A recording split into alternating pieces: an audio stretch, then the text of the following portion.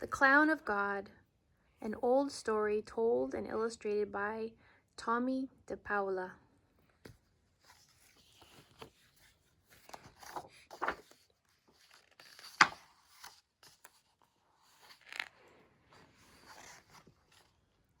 And this book, let me see, was written in 1934. And then again, it was an imprint, 1978. Okay, so the original story was 1934, and then this guy, Paola, he wrote it in 1978. Many, many years ago, in Sorrento, there lived a small boy named Giovanni, who had no mother and no father. He dressed in rags and begged his bread and slept in doorways. But he was happy, and he could do something wonderful. He could juggle. Every day, he would go to Signor Baptista's fruit and vegetable stand and juggle.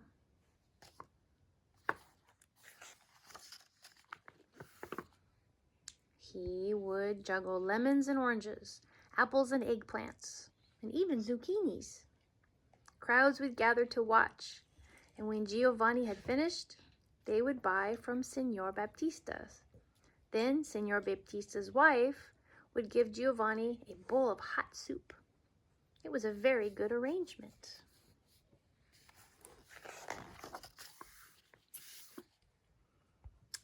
One day, a troupe of traveling players came to town, and Giovanni watched as Arlecchino and Colombina, in their beautiful clothes, danced and sang. "Oh," Giovanni said to himself, "that's the life for me." So when the play was over, Giovanni went and spoke to the maestro. "No, no," said the maestro.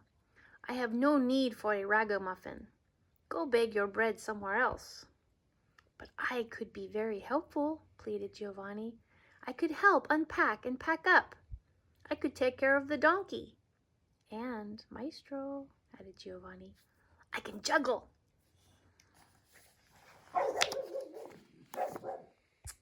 "Not bad," said the maestro, watching.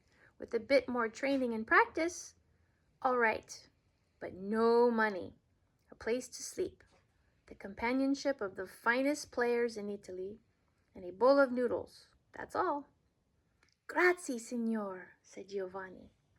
"Get your things. We leave in an hour," said the maestro. So Giovanni said goodbye to Signor and Signora Baptista and became a traveling player.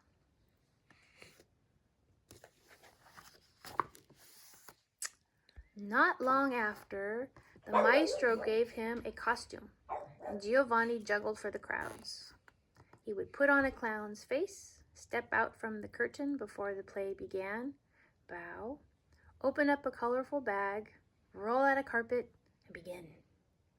He would juggle sticks, plates. Then he would balance the plates on the sticks and twirl them. He would juggle clubs, rings, and burning torches.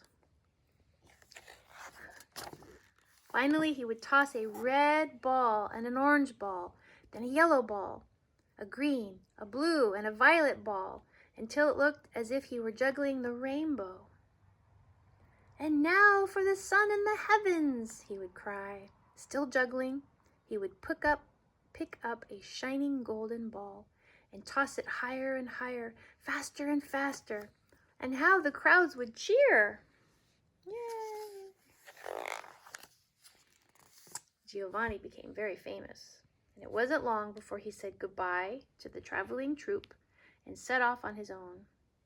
Up and down Italy he traveled. And although his costume became more beautiful, he always kept the face of a clown. Once he juggled for a duke, once for a prince, and it was always the same. First the sticks, then the plates, then the clubs, rings, and burning torches. Finally the rainbow of colored balls. "And now for the sun in the heavens," he would shout. And the golden ball would fly higher and higher, and the crowd would laugh and cheer and clap. One day, between two towns, Giovanni was sitting in the shade of a tree, eating a lunch of bread and cheese. Two little brothers came down the road. "Will you share your food with us, good clown?" they asked. "For the love of God and the blessings of our brother Francis?" "Sit down, good fellows," Giovanni said. "There is more than enough." As the three men ate, the two little brothers told Giovanni how they went from town to town, begging their food and spreading the joy of God. "Our founder, Brother Francis, says that everything sings of the glory of God. Why, even your juggling," said one of the brothers. "Well, that's fine, that's well and good for men like you, but I only juggle to make people laugh and applaud," Giovanni said. "It's the same thing," the brothers said. "If you give happiness to people, you give glory to God as well." "If you say so," said Giovanni, laughing. "But now I must be off to the next town. Arrivederci, good brothers, and good luck." And wherever Giovanni went, the air was filled with his flying sticks and plates, his clubs and rings and torches, and always his rainbow of balls and the sun in the heavens. And wherever Giovanni went, the faces of the crowds would be all smiles, and the sound of laughter and cheers would ring through the towns. Years passed, as years will do. Giovanni grew old, and times became hard. People no longer stopped to watch. "It's only the old clown who juggles things. We've all seen him before," they said. Giovanni was sad, but he juggled, until one day he dropped the sun in the heavens, and the rainbow of balls came crashing down, and the crowd stood around him and laughed, but not from joy. Then they did a terrible thing. They threw vegetables and stones at Giovanni, so that he had to run for his life. Beside a stream, Giovanni took off his clown face. He put away his sticks and his plates, his clubs and rings and colored balls. He put away his costume. He gave up juggling forever. What little money he had soon was gone, and his clothes became rags, and he begged his bread and slept in doorways as he had done as a child. "It's time to go home," the old man said wearily, and he headed back to Sorrento.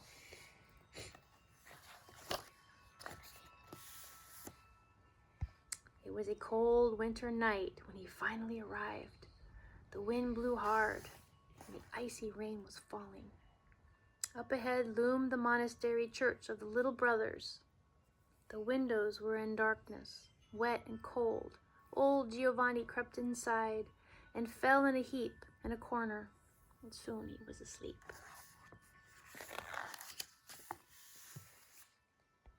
It was the music that woke him up. The church was blazing with candlelight and filled with people singing, "Gloria, Gloria." Giovanni could scarcely believe his eyes. So much beauty. A long procession of brothers, priests, sisters, and townspeople, all carrying beautiful gifts, was winding its way through the church.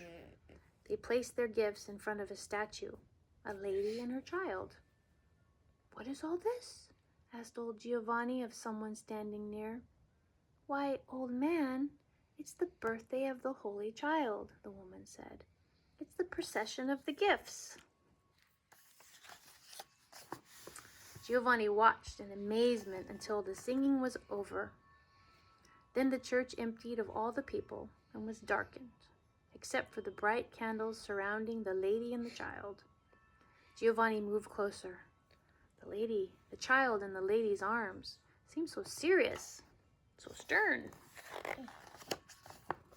"Oh, lady," said Giovanni, "I wish I had something to offer you too." Your child seems so sad, even with all these beautiful gifts.